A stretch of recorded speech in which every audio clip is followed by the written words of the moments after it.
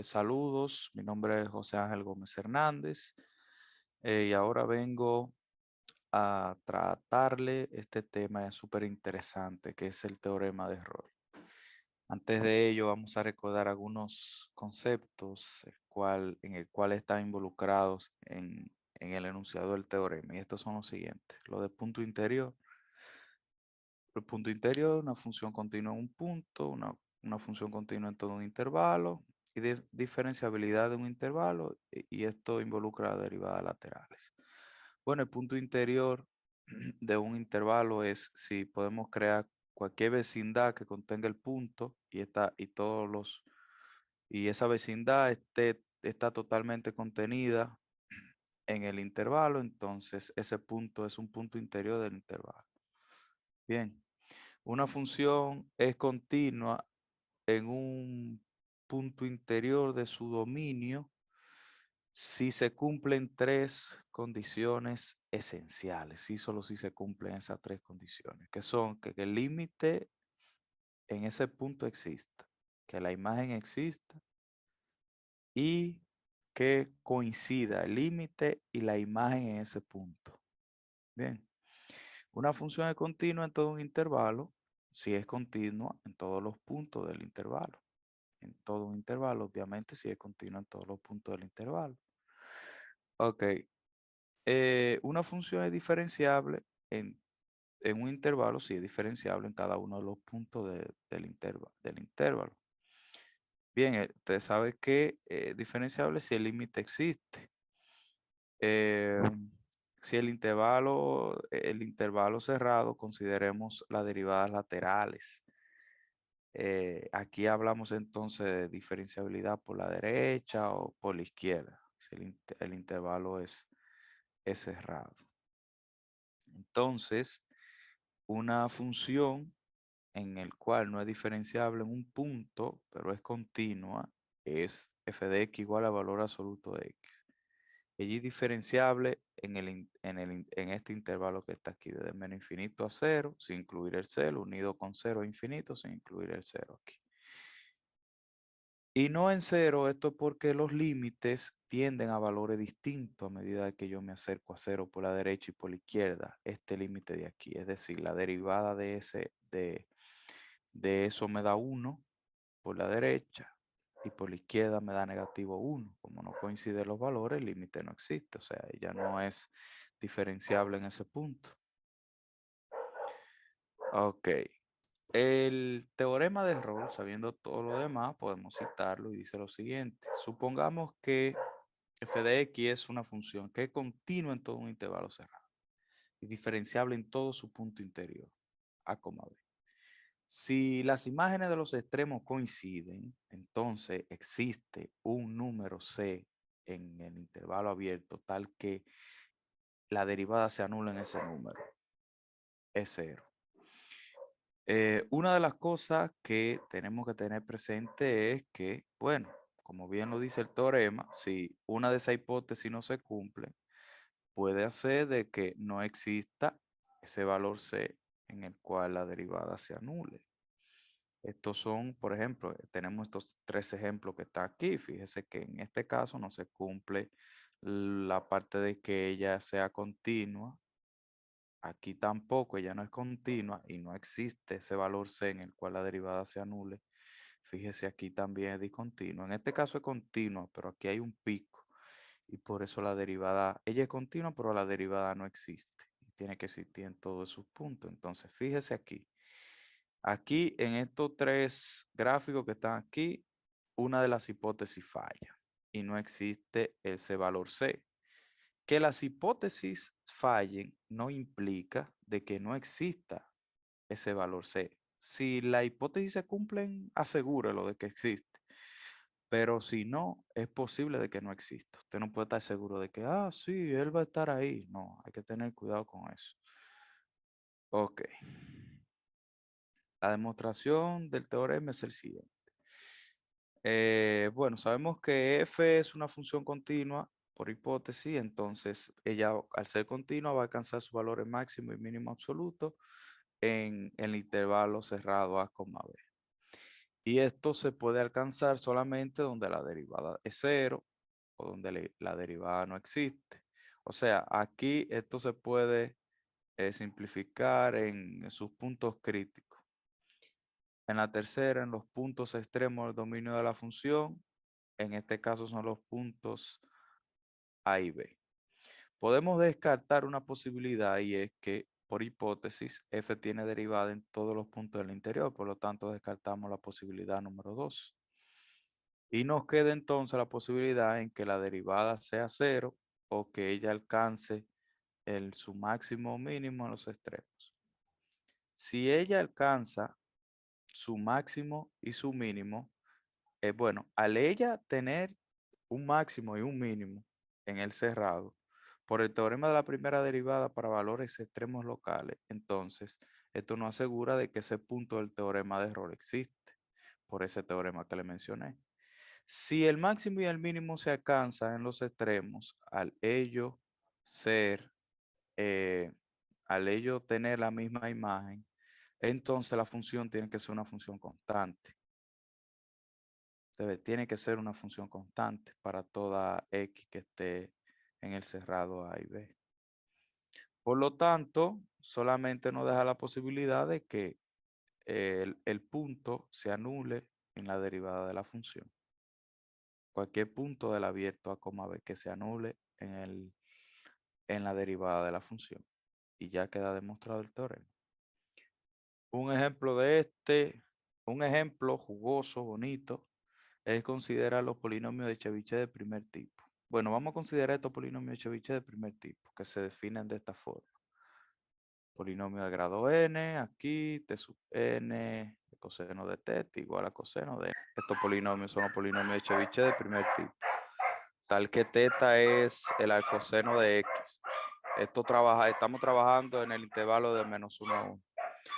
Como ellos son polinomios, sabemos que los polinomios son continuos en el cerrado y derivables en el abierto. Ahora, lo único que tenemos que, en -1 y 1 en este caso, lo único que tenemos que percatarnos es que ellos coincidan en los extremos. Estos polinomios de Chebyshev tienen una propiedad interesante y es que en los extremos ellos me dan 1 cuando lo evalúo en 1 y los polinomios de Chebyshev de primer tipo de grado n dan, evaluado en -1 me da -1 a la n.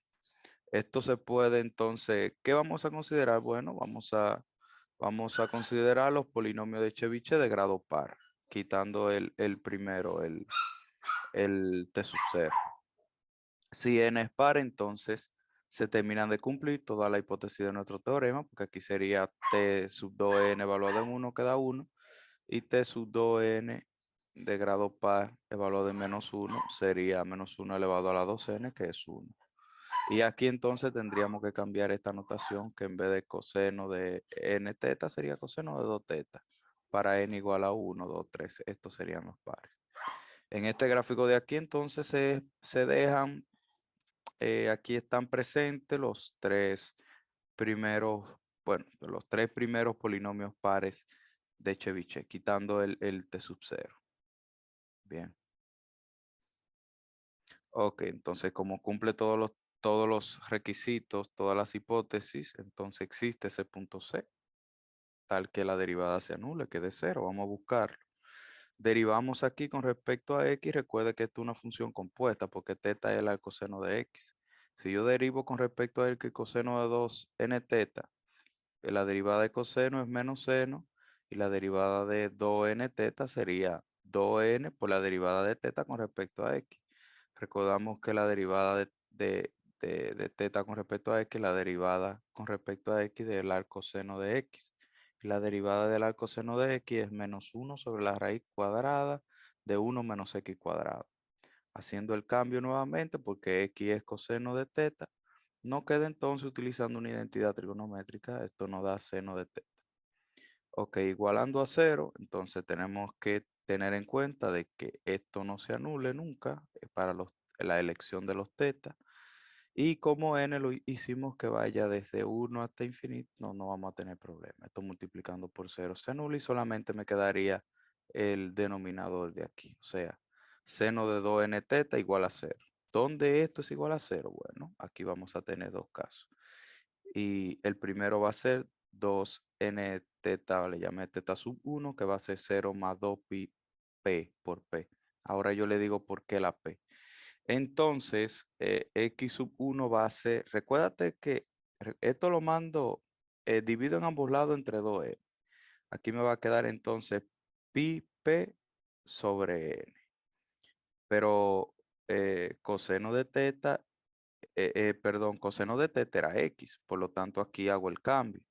Aquí lo hice para p igual a 1 hasta n menos 1. ¿Por qué yo elegí a p así? Bueno, recuerden que aquí, cuando se resuelve este tipo de ecuaciones, esto queda bailando como cualquier número entero, pero ¿qué pasa con esto? Si P llega a ser N, ella va a chocar aquí con uno de los extremos. Fíjese que si PN choca con menos 1 y si P0 va a chocar con 1 y no me interesa eso, porque en esos puntos existe una especie de pico, o sea, yo no quiero que eso ocurra. Entonces, hacemos que P, y los otros valores los quitamos porque van a ser repetitivos, como lo vamos a ver en el software a continuación. Entonces, aquí P va variando de 1 hasta N menos 1. El otro caso que puede ocurrir es cuando 2 por n, aquí le llamé teta sub 2, es igual a menos pi. Aquí es, perdón, aquí hay un problema de notación, se lo arreglo ahora. Menos pi más 2k pi. Bien, despejando, entonces me queda, me quedaría entonces despejando el 2n de aquí, dejando el 2, el teta sub 2 solo, me quedaría esto aquí, esto sí me quedaría. Esto implica que x sub 2 va a ser igual a esta expresión que está aquí. Aquí sí hago que n vaya desde 1 hasta n. Note que los números que me van a quedar aquí son los números que van a estar por arriba, son los que van a estar arriba. Y esto x sub 2, x sub 2 estos x sub 2 que están ahí van a quedar abajo, van a ser negativos, puesto que este valor de aquí está en la frontera del segundo y tercer cuadrante, por eso es que esto me va a quedar negativo de este lado y va a estar abajo. Esos puntos que usted verá en el gráfico que se llaman B van a estar abajo. Aquí están algunos para los primeros tres aquí, como les dije. Esto se puede escribir fácilmente. Ahí entro yo en la pizarra y lo resuelvo. Cuando n vale 1, tenemos t sub 2 de x, que es igual a eso. Cuando n vale 1, entonces podemos buscar. Aquí fíjese que cuando n vale 1, este primer valor no lo vamos a tener. Vamos a tener este. ¿Verdad? Haciendo el desglose, nos queda x igual a 0 como punto. Cuando n igual a 2, tenemos t sub 4 de x, que es este polinomio de Chebyshev, polinomio Chebyshev de cuarto grado. Estos son los c en los cuales ellos se anulan, pero recuerde que ya nosotros lo tenemos todo de manera general, así que no es sorpresa. Para n igual a 3, entonces el polinomio Chebyshev de grado 6 es este, y estos son los c que hacen que la primera derivada se anule, aquí en este caso. Vamos a mudarnos hacia GeoGebra, un software de graficación gratuito. Y aquí, fíjese, aquí voy a hacer, mire, estos son los polinomios. Este es el T sub 2, el T sub. Fíjese dónde va apareciendo. Mire, esto es curioso también porque fíjese, por como está escrito, la K aparece primero y luego la P. Aquí, mire, aquí. Ta, ta. Estos son los polinomios. Esos son los polinomios. Bien. Entonces lo voy a dejar aquí y voy a correr esto. Estos son los puntos. Todo eso se creó con la información que está, vamos a poner aquí, que se ve aquí, que se ve aquí. Y vamos a poner a correr esto. Aquí está. Míralo aquí. Aquí este es 1 y este aquí y aquí.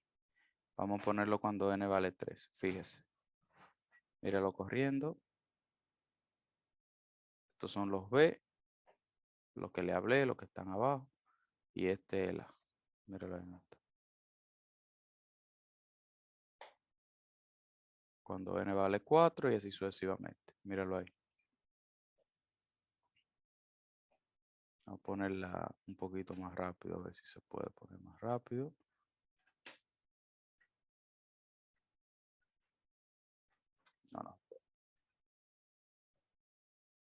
Ahí está.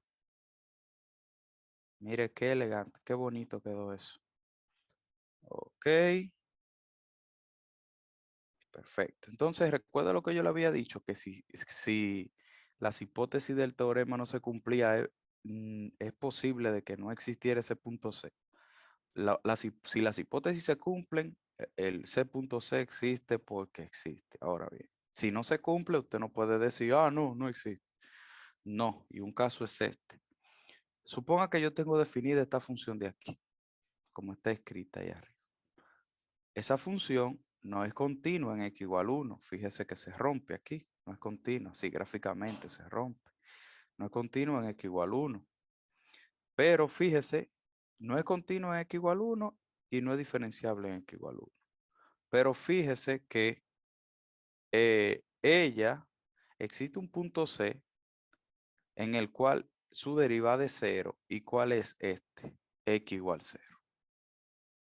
Muy bien. Entonces, note que, repito, no necesariamente se tiene que cumplir las hipótesis para que exista el punto C. Ahora, si se cumple, usted lo tiene garantizado, pero si no se cumple, eso no quiere decir que no exista. Y este es un caso de esto. Tienen el mismo valor en -1 y 2, da 0, pero aquí se daña.